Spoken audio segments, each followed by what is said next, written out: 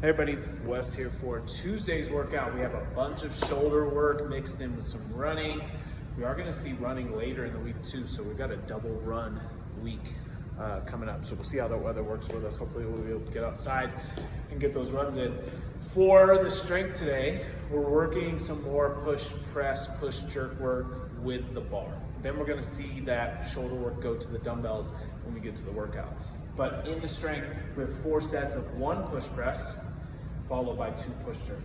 In class last week when we had this movement, I encourage those that were working on their shoulder movements to pause in that ending position. So if we're in that push press, locking out, making sure we're stable, not just hopping out of it really quickly, but the same thing with our push jerk of that dip, drive, get underneath, and pausing in this position, making sure that we have a good, solid torso, staying upright. Those hips are going slightly back. My knees are pushing out, okay? And not just hopping out of it and not paying attention to where our body is actually ending up. So I want you to still maintain that when we are in the strength of focusing on what that body position is in your receiving position underneath the bar, okay?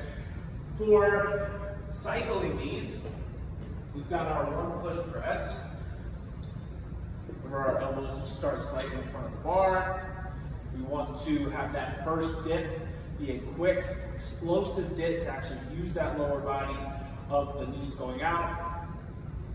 And lock, we want to make sure we're in that good locked overhead position. As we come forward, if we're ready to cycle in our next push jerk, it hits the shoulders, dip, get underneath, come back down again, dip, underneath. Make sure we stand after each push jerk to then bring that bar back down. Okay, if we feel like we're excessively leaning forward, we're going to want to adjust that weight. If we're having trouble with the timing, what we might need to do is take the bar, get to a push press, then dip, then try to make that transition shorter.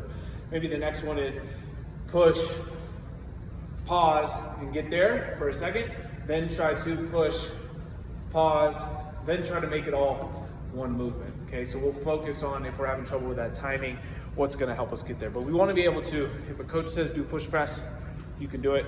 If they say do push jerk, you can do it.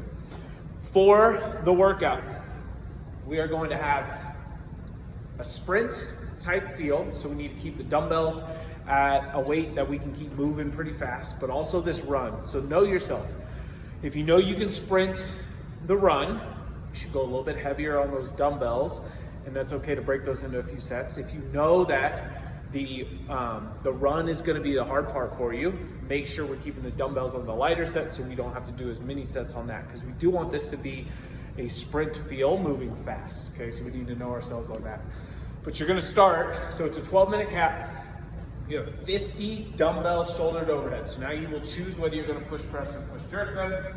And we want to keep this to 4 sets or less, but again, that sort of depends on whether or not you're going heavier because you're a stronger runner, or if you're going lighter because you know that the run is going to slow you down. But just like I would have the bar, my elbows will be slightly in front of this weight and these dumbbells. Push press cycling might be a little bit faster. As I press up, extend, come back down, dip, and drive. Okay, but as you start to get tired, it might be a little bit more beneficial to go into that push jerk, as long as you have that timing for the cycling. So you might want to practice that, and you might be, because of the amount of volume that we're going to have, because you're going to have 100 total dumbbell shoulder overheads, you might be mixing up that strategy as you go. But you'll have 50 to start, you then have an 800-meter run, and then 50 to finish. Again, this is a sprint. We want to try to push the pace on this. Make sure we're getting to that full overhead extension, and we know the difference on whether we're push pressing or push jerking and choosing that, okay? So have fun with this one. Sprint on a Tuesday, shoulders and running. We'll see you then.